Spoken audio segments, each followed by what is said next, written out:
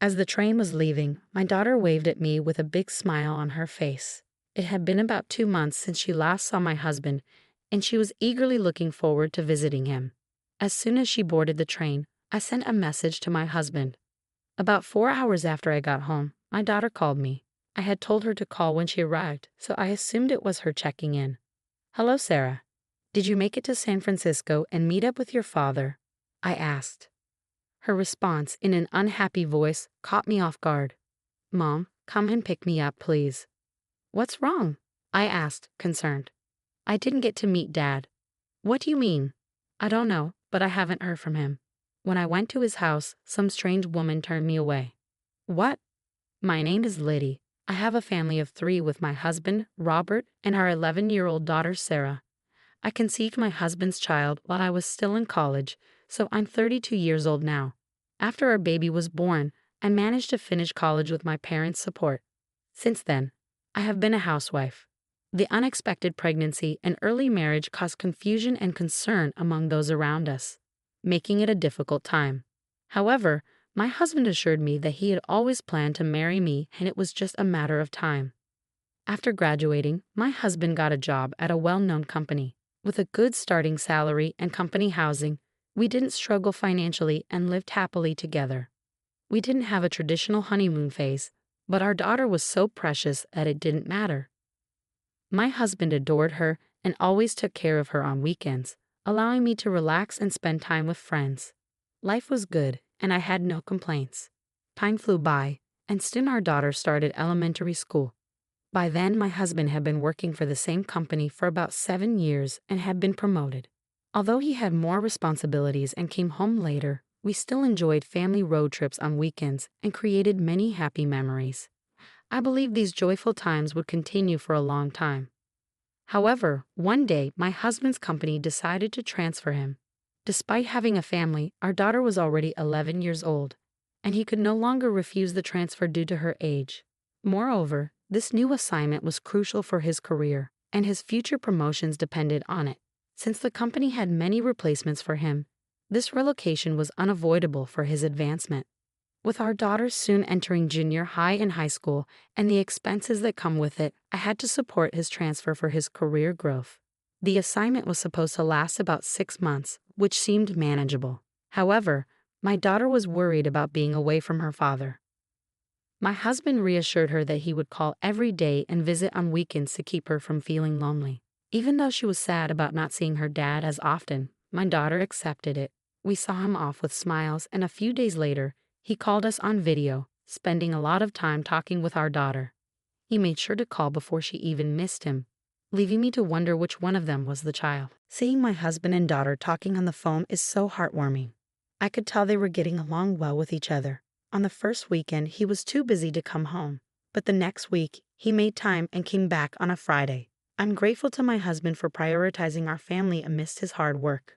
My daughter was thrilled to have dinner with her father after so long. However, about 2 months after his new life started, his behavior began to change. He used to call our daughter every 3 days, but the frequency of these calls decreased until he stopped calling altogether. I knew he was busy with work, living alone, and handling all the house chores. I assumed once he got used to the new workplace, he'd have more chances to go out for drinks with his colleagues. I didn't want to pressure him, so I didn't urge him to contact us. Despite understanding his busy schedule, my husband rarely contacted me anymore. He also visited less frequently. I explained to my daughter that her father was busy, but I could see she was grieving, even if she didn't express it. This wasn't a good situation. Knowing he was swamped with work, I asked my husband to call her, even if just for 5 minutes. Our daughter always seemed somewhat lonely at home. My husband apologized but didn't call Sarah. Her birthday was coming up on Saturday. I hoped he would come home to surprise us. She also hoped, saying, "Maybe Daddy will come home." But on her birthday, my husband didn't come home, nor did he call to wish her a happy birthday. My daughter was deeply disappointed. Furious, I called my husband several times and left messages. Lately, he hadn't been picking up my calls or returning them. After about the 5th call, he finally answered. "What's wrong?" "You've been calling a lot," he said. "What are you doing? It was Sarah's birthday today. It's Saturday and you didn't come home or even call to wish her a happy birthday." Oh, I'm sorry. I'm really sorry about that. Sarah hadn't seen you in a long time. She was expecting you for her birthday. Tell her I'm really sorry and that I wish her a happy birthday. No matter what I said, he just apologized. Frustrated, I hung up. As I did, my anger flared up again. I sent him a message. Please think about your daughter and take better care of her. You may be busy, but you are being too disrespectful. His only response was, I understand. I'm sorry. There was no improvement after that. Another month passed, and my daughter went on summer vacation. She told me that if her father couldn't come, she would go to meet him. She had been saying this every day since summer vacation started. I decided to take the opportunity and let her visit my husband alone. She was enthusiastic about experiencing something new. We live in Los Angeles, and my husband is currently in San Francisco. She could get there by train. I would drive her to the station and my husband would pick her up at the other end. My husband agreed to the plan. Now my daughter could finally see her father for the first time in a long while. On Saturday, I saw her off and went home. She waved at me with a big smile as the train was leaving. It had been 2 months since she last saw her father, so she must have been really looking forward to it. I sent a message to my husband just as my daughter got on the train. About 4 hours after I got home, I received a call from my daughter. It was around noon, and she had boarded the train early in the morning. She must have met up with my husband and had lunch before calling me. I had told her to call me when she arrived, so I assumed she was checking in. Hello, Sarah. Did you make it to San Francisco and meet up with your father? To my surprise, she responded in an unhappy voice, Mom, pick me up right now, please. What? What's wrong? I didn't see Daddy. What do you mean? I don't know, but I haven't heard from him. When I went to his house, some strange woman turned me away. What? I was in shock but knew I had to pick up my daughter as soon as possible. Where are you? I asked. I'm back at San Francisco Station. I'm going into a fast food restaurant to wait. I got into the car and headed for the station, quickly buying a ticket and boarding the next train to San Francisco. When I finally arrived, my daughter looked at me, tears welling up in her eyes. We went to a nearby cafe, and to lift her spirits, I ordered the famous pancakes from the area. Her face lit up a little when the pancakes arrived, and she seemed to enjoy them, looking a bit calmer. Then, I asked her what happened. According to her, she couldn't reach my husband when she arrived at the San Francisco station. After waiting for about 30 minutes with no sign of him, she decided to take matters into her own hands and go to his house by herself. I had given her my husband's address in case something like this happened. Being a Gen Z girl, she used her smartphone to navigate there quickly. She got on the train and went to my husband's house. When she rang the doorbell, a woman's voice answered, Who are you? My daughter, surprised but managing to respond, said, I'm here to see my dad. The woman told my daughter to go home and not to see her dad because she was in the way. She hung up without even opening the door. My daughter then went back to the San Francisco station, feeling dejected. Hearing this, I was so angry that I couldn't contain myself. If she told you not to see your daddy, then let's do that, I said, taking my daughter home and immediately starting preparations to move out. When I explained the situation to my parents, they were furious and offered to help in any way they could. For the time being, they let us temporarily live with them until I could find a job. My husband called and said, I didn't see Sarah at the station. Did something happen? It seemed his adulterous woman hadn't told him that she had turned his daughter away. Since there was no word from my husband on my daughter's phone when I went to pick her up, I doubted he even went to the station. Dumbfounded, I decided to let it slide. Sarah got sick on the way there and had to turn around, I replied. I just finished at the hospital, and I'm sorry I couldn't call you. I see, I understand, he responded. I ended the exchange by saying I would call again if anything else happened. I was pissed off because it was so obvious he was just pretending to be worried about us.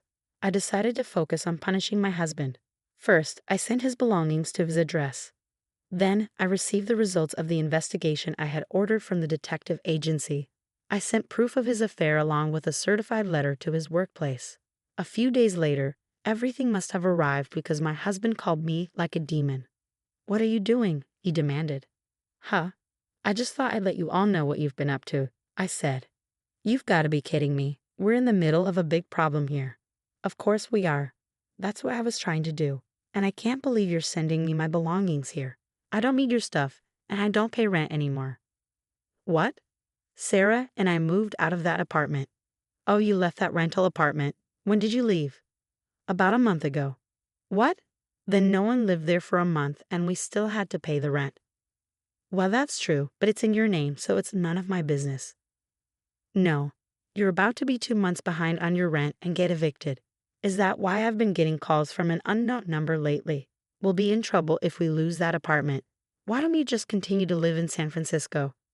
You sent a certified letter to the company. I'm in big trouble because they found out about my affair.